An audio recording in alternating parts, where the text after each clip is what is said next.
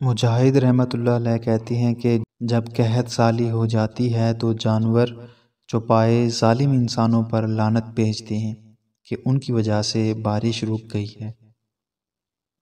حضرت ابو ہریرہ رضی اللہ تعالیٰ عنہ فرماتے ہیں کہ ظالم کے ظلم کی وجہ سے چڑیاں اپنے گھونسلوں میں فوت ہو جاتی ہیں۔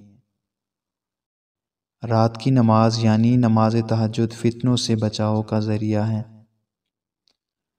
کوئی بندہ ایسا نہیں جو روئے زمین پر کسی جگہ بھی اللہ کو سجدہ کرے مگر وہ قیامت کے دن اس کے حق میں گواہی دے گی اور جس دن وہ مرے گا اس کے لیے روئے گی۔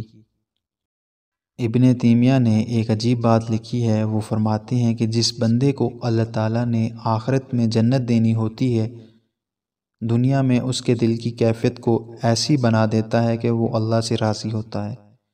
اس سے جب بھی پوچھو تو وہ کہتا ہے جی میں اپنے رب سے راضی ہوں۔ عاقل وہ نہیں جو خیر و شر کو جانتا ہو، عاقل تو وہ ہے کہ جب خیر دیکھتا ہے تو اتباع کرتا ہے اور شر دیکھتا ہے تو اجتناب کرتا ہے۔ ذوالنون مصری رحمۃ اللہ علیہ فرماتے ہیں کہ جب تمہارے عمل میں مخلوق کی تعریف کی چاہت ہو اور نہ ان کی مذمت کا خوف ہو تو تم مخلص ہو انشاءاللہ۔ ہر دنیا سے جانے والا شخص یا تو قید سے رہائی پا جاتا ہے اگر اچھے اعمال ہوں، یا وہ قید کی طرف چلا جاتا ہے۔ سخاوت کی بدترین قسم یہ ہے کہ تم اپنی نیکیاں دوسروں کو دے بیٹھو، غیبت اور چغلی کر کے، بہتان باندھ کر یا گالی گلوچ کے ذریعے۔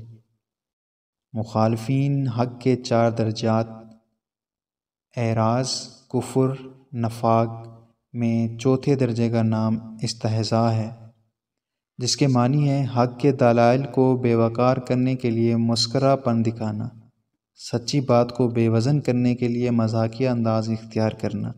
یہ مقام کفر سے بھی بدتر ہے۔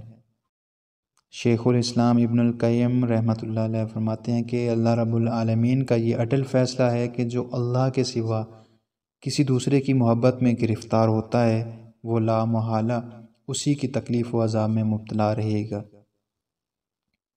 جو اللہ کے سوا دوسرے کا خوف دل میں پالتا ہے وہ اسی پر مسلط کر دیا جائے گا۔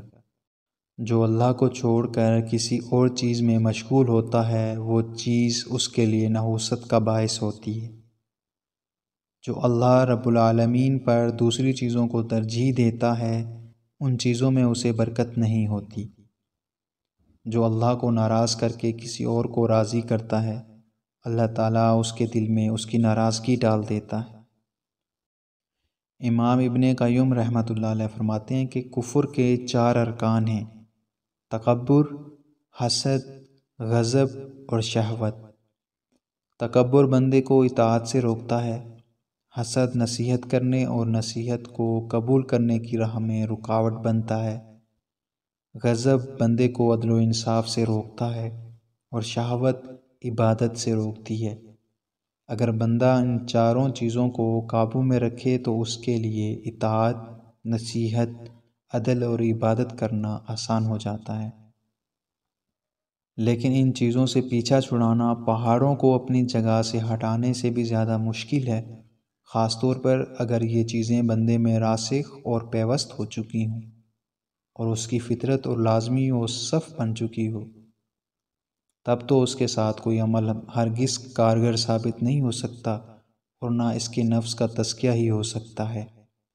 وہ جب بھی عمل کی کوشش کرے گا یہ 4 چیزیں اس کے اس عمل کو برباد کر دیں گی، اور اگر یہ 4 چیزیں دل میں راسخ و پیوست ہو جائیں تو اسے باطل حق کی صورت میں اور حق باطل کی صورت میں، نیکی برائی کی صورت میں اور برائی نیکی کی صورت میں دکھائی دے گی، نیز دنیا اس سے قریب اور آخرت اس سے دور ہو جائے گی۔